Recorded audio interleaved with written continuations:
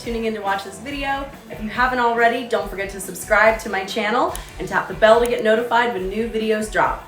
If you'd like to better support this DIY channel, don't forget to like this video, drop a comment, and give it a share. And if you'd like to drop a tip so that I can keep creating new videos for you guys, use the thanks button below.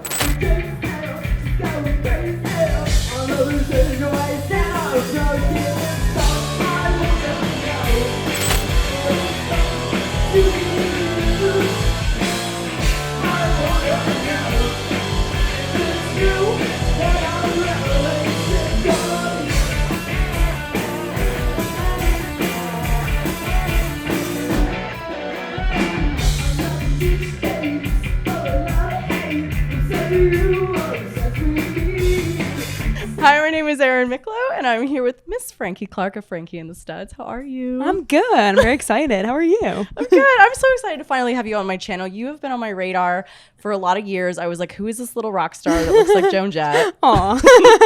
The utmost compliment. Yeah. So we're here tonight at Dirty Mondays at the Troubadour. It's your first time playing. Yeah, it's our first time playing the Troubadour. I'm super excited about that. Can you talk about what it means to you to play this venue?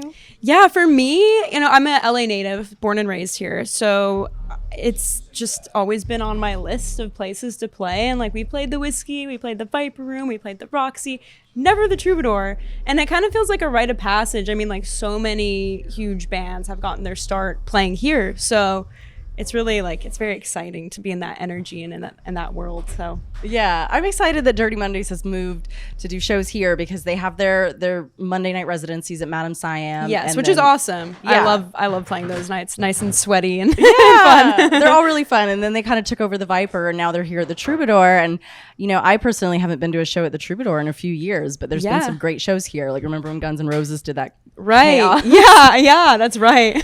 But so speaking of that, you are the Offspring. I know you get this all the time. You are the Offspring. Yeah, I can't hide from that. So were you there at those shows since your dad did play in Guns N' Roses at one point? No, I wasn't. I wasn't at those shows. My dad was in Guns N' Roses before I was born. So to me, it's like an urban legend. I'm not sure that it even really happened. But I would love to go see them though. I haven't had a chance yet. Yeah.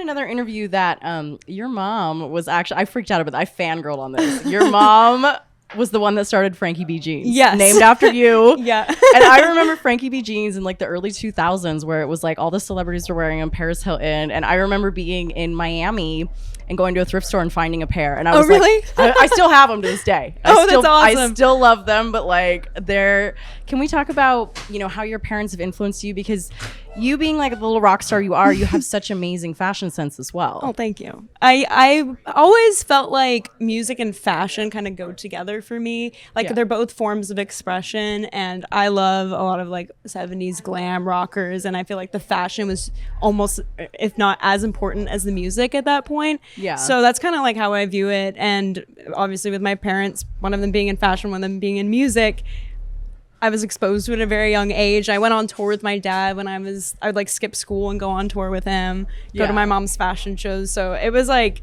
inevitable for me to get inspired or influenced by that because I was always around it. Yeah, you actually have your own collaboration out right now with Forever 21. Yeah, which is crazy. I got really excited when I was just doing my research and homework about you. I found it on YouTube, your kind of promos with Forever 21. Yeah. And then it was on your Instagram as well. And I was like, oh my God, this is so sick. Yeah, it was awesome. It was just like a whirlwind, honestly. We did our release party with Dirty Mondays at Madame Siam, which was super fun. And then we had the girls wearing our clothes, the collaboration, and did like a little fashion show kind of rock show. It was cool. Yeah. But it came about in the craziest way because of my mom's clothing line, Frankie B. They approached us and said that they wanted us to collaborate and do something together, and they really liked the idea of having the band and representing the LA music scene. Yeah. So it was just kind of like the perfect storm of events, and I was just like, the whole time I was like, until I see the clothes in the store, I don't know if this is actually happening. No, but that's really big. And like, you know, like I like that, you know, Forever 21 is doing that, because that was a brand too. Like they used to kind of have a lot of rocker type stuff, and then they shifted a bit. And I like that they brought it back with a collaboration with you of like, you know, because it's where you go and get the more affordable fast fashion clothes. That's what I was so stoked about it, because a lot of clothes that I like see people wearing, I'm like, I want that. And then you look it up and you're like, oh, I can't. Yeah, you can't afford it because it's custom made. But exactly. So it was cool to like envision designs of things that we would want that we know could be accessible. And also we released it around festival season. So it was like perfect timing. Yeah. Have you gotten any backlash for that, being that, you know, it is kind of a fast fashion company, and like being a rocker, and a lot of people in like the punk community, they're not happy about that? You know, I was prepared for that. Yeah. But no, people were very supportive, which was awesome to see, because I was worried. I was like, you know, like, and especially such huge exposure, like Forever 21, a lot of people are gonna be like, who is this band? Like, I've never heard of them. Yeah. So I was prepared for all that, but everybody seemed to be really supportive. So that was awesome. That's awesome. Have you seen more fans coming your way, you know, from the Forever 21 fan base? Like, have you collected some new fans through the collab? For sure. And I think like the biggest thing has been brand recognition, and like recognizing the band name too. Like people are like, Frankie and the Studs. Oh, I've seen that somewhere. Like, and probably on a hang tag at Forever 21, but I don't know. But yeah, it's been great. I mean, hopefully we'll do more with them. We'll see.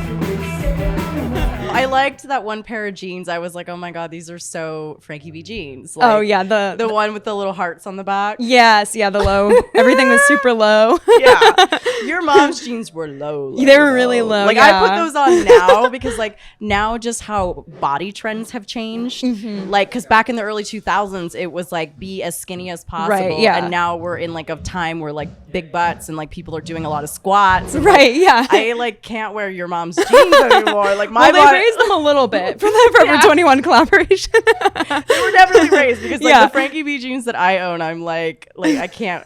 My ass crack hangs out. Yeah, me too. I still have some, and when I put them on, I'm like, I don't know if I can wear these out in public. Yeah, like back in the early 2000s when that was the body trend to be as like skinny and flat as possible. Yeah, it was like it worked. Right. Yeah. But now like body trends have changed. Yes. So what happened to your mom's line? Is it going to come back? Is she doing? She sold it. So yeah, she sold the line. So she's been working on a new project called Solo, which is activewear, and it's kind of like a nod to Frankie B to the Solo. But yeah, it's cool. It's like very rocker inspired workout gear that you can wear like streetwear as well as to the gym. I wear it all the time. I like it. Do you think you might do like kind of a collab with your mom? Yeah, I mean the Forever 21 thing was a collaboration between the two of us. Yeah, but it would be cool to do a collaboration with her line or start our own line, or I don't know. We'll see. That would be so cool. I would love that. Yeah. So I want to talk about you being the offspring of your famous dad.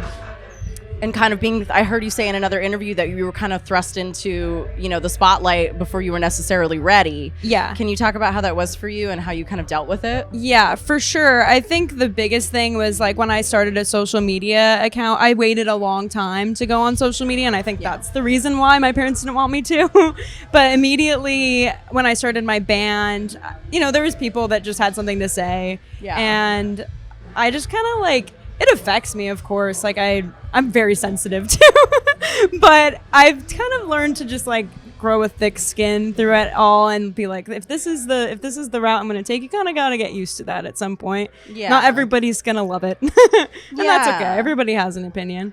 Well, and I think too that, people that, what I've learned over the years working in music, doing my show, talking to a lot of artists is that, people from the outside might look at it as, oh, maybe you had a hand up, but really, if you really kind of know the world, the hand up you had is that you had a mentor from a very young age, which is what made you a more seasoned musician.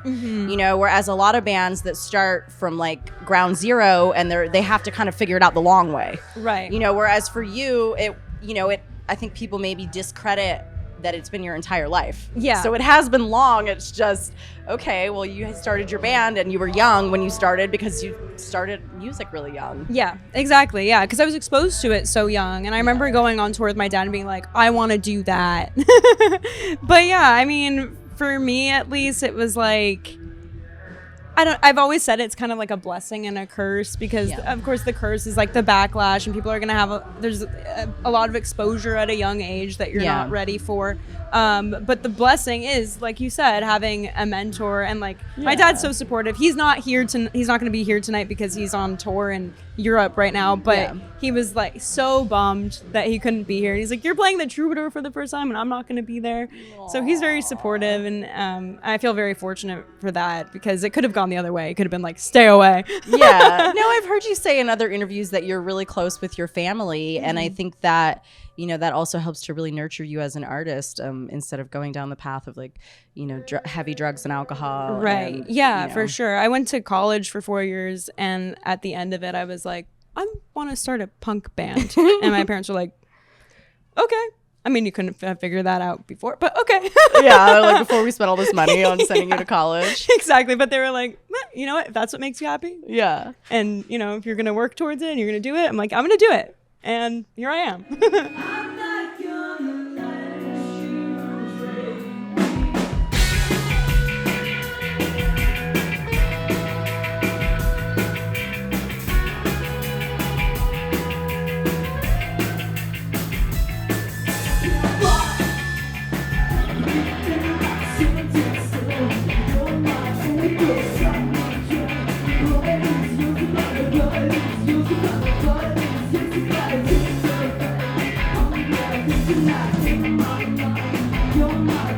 Can you talk about how Frankie and the Studs started? Yeah, it's been about 6 years now, I think, since we started. And it started when I was in school. I recorded a cover and it was Hot Child in the City. And I was like a big fan of 70s glam at that time. And I was like, I don't think I've heard anybody cover this song before.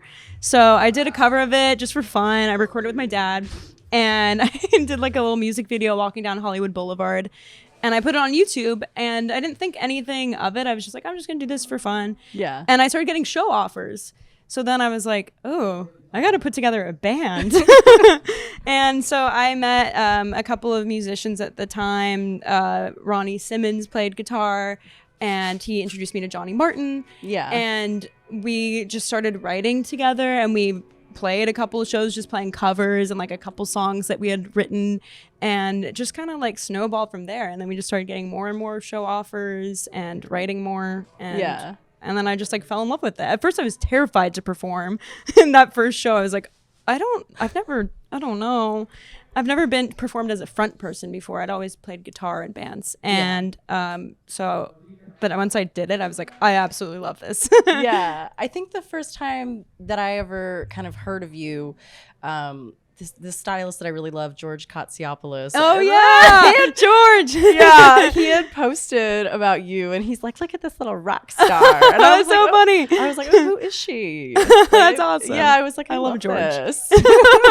That's so cool. And I just remember that. I think it might have been a show at the Viper Room. Oh yeah, it was a while ago. Yeah, it was a long time ago. It was when you were like new, and like you've always just been on my radar, but our paths just hadn't aligned at the same time. I know. I've seen you at shows so many times because how can I miss Liberty Spikes? Yeah. And I've always been like, she's so cool. I want to be her friend. So I'm glad we finally lined up. Woo. So let's talk about when you opened for the Longshot. I might have been at some of those shows, but I don't know if I got to see your set. I don't know if I was there early enough. That was like the most surreal thing for me. Yeah. I mean, that was like the best time of my life because I grew up a massive Green Day fan. Like that. Same. Yeah. I started playing guitar because of Green Day. And so when I got that call, I was just like, is this for real? Like, are you pranking me? Like, am I going to meet Billy Joe? Like, none of it seemed real to me. And it was just an amazing experience. You know how some people are like, don't meet your idols. Yeah. But that was a time, like an experience that I was like, oh my God, I like him even more. Like I'm even more of a fan because he was just so cool. Yeah. And so much fun to tour with. And yeah, it was a great experience. How many shows did you guys do together? I think we did 2 weeks, so maybe like 12 shows, something like that. Oh, that's awesome. Yeah. And that was like what? Was that circa like 2018, 2019? 2019, something like that. Yeah. I went to the show at the Terragram Ballroom. Oh yeah, we didn't play that one. You didn't play that one. That one was That was why I after didn't the see you tour. then. Yeah. Yeah, Yeah. okay. We played with them at the Hi-Hat in LA. Okay, I missed that one. I was at the Terragram show. Yeah, I was there too. That was fun. It was a fun show. I might have seen you walk by, and I wanted to introduce myself, but then Yeah, I was crowd surfing in that So show. was I. Yeah, I think I saw you. yeah, some photographer took a really cool photo. Like I did a stage dive. Oh, that's I was awesome. like, I only do that if I've had enough drinks. Yeah, me too. Because it is kind of scary. It is scary, and especially I for some reason I always do it at their shows too, and I think it's because like their audience is so like they feel very comforting, like they're not gonna like No, because they'll catch you. Yeah. Like worst nightmare realized was I did a stage dive at Youngblood at the Whiskey A Go-Go last year, and nobody caught me. Oh no! No. Did you get hurt? Yes. Oh no! Yes, That's he terrible. threw his guitar off the stage moments before, and everybody caught that. But a fucking person. They were too distracted by the guitar. No, like they saw it and they just didn't know what to do because their audience, like Yeah. Youngblood's audience, they're too young. They're young. They're young. They don't know how to handle like a punk rock, because the punk rock show is about community, right? Yeah, if you People go down, you get picked pick back you up. up. Yeah, yeah, It's like, it's yeah. so yeah, the Longshot shows, everybody catches you. Yeah, Like, everybody people- catches you. People Yeah, were going off on those shows. Oh, Like, yeah. so many people were crowd surfing. So Yeah. many people were stage diving. it was a just like, blast. boom, boom. Yeah. Those shows, because also like to see them in that small of a room. Yeah. it's such a special experience. I feel like the energy and everything is just like, oh my God, it feels electric. It feels like you're part of something Yeah. crazy.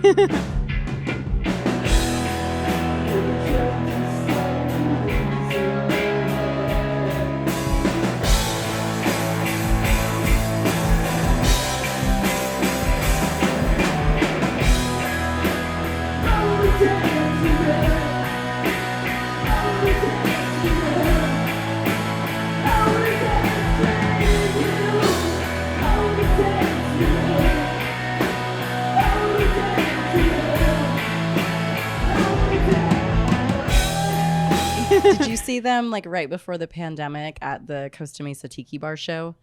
No, Where it was pretty much like a secret Green Day show. I did not see that.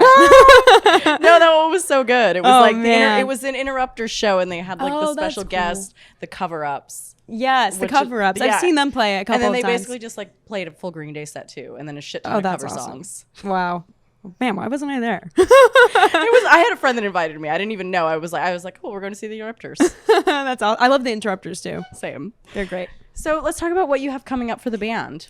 Yeah, so I can announce officially of today that we are playing at the Echoplex August 11th with Strawberry Fuzz, which Okay. I'm excited about. I haven't played the Echoplex either before. Yeah.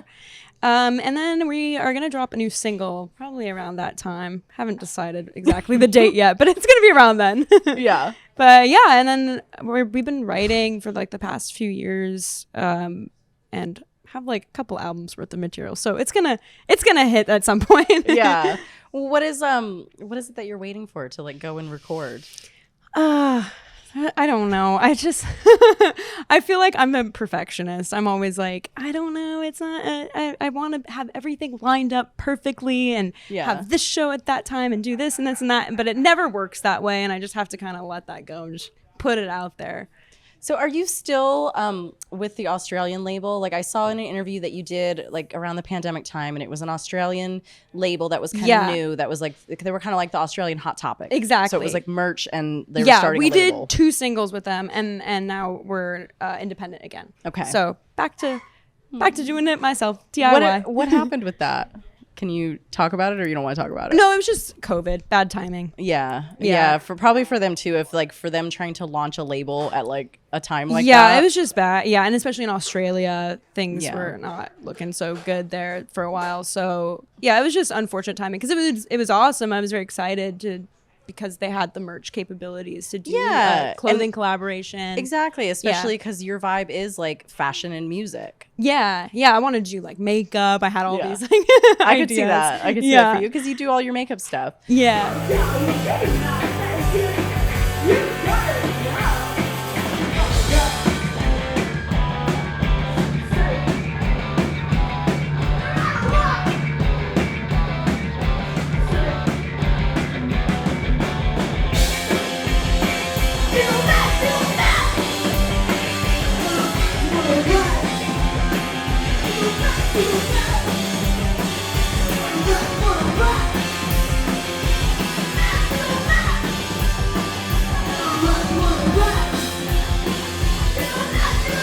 So can we talk about some of the struggles you faced as a female musician? Because I mean, I think we both know it. Like as women in music, it's like fuck off. You can't say that it's the same. That it's right. It's yeah, not as much equal. as you want to. Yeah, it's not equal. It's not. No, and I don't know. I feel like there's just definitely been moments where you like go to like load in or something, and they're like, "Are you with the band?" And you're like, "No, this is my band."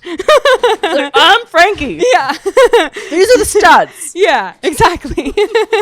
but on the positive note, the great thing has been meeting fellow female musicians and like having that camaraderie is amazing. And like I feel like there's more power in numbers and having each other and like the Gritty and Pink events that we've been doing, the all female jams. Like it's awesome. It's so cool to meet women that are supportive and you know, where all of us are like, let's play together, let's start another band together, you know, like it's really, that has been something that like I found and that is amazing. And so helpful in like combating the like challenges that we normally face. Yeah, you're seeing it now more. Like there's starting to be more and more females in music. And I mean, there always were, but it kind of like ebbed and flowed. Yeah. You know, and like even like on my end as like a press outlet, you're starting to see more females because it's always been a big boys club. Yeah. You know? For sure. Like you look in the photo pits, like for all the time doing my show, the photo pits is always a bunch of boys. You know, and then they look at you silly because it's like, well, I look good and I do a good job. Yeah.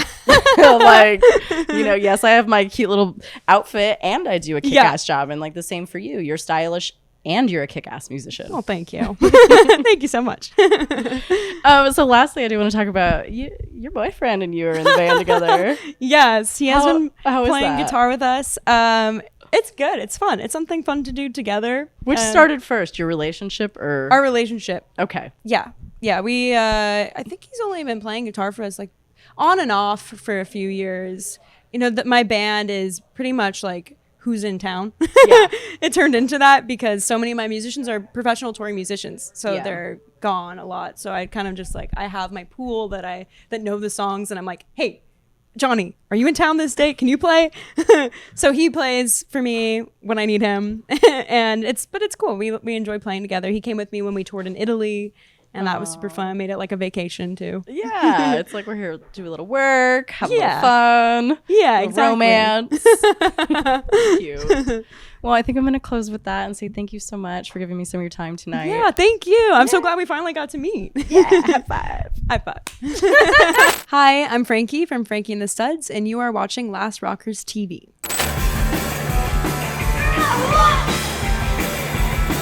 Oh,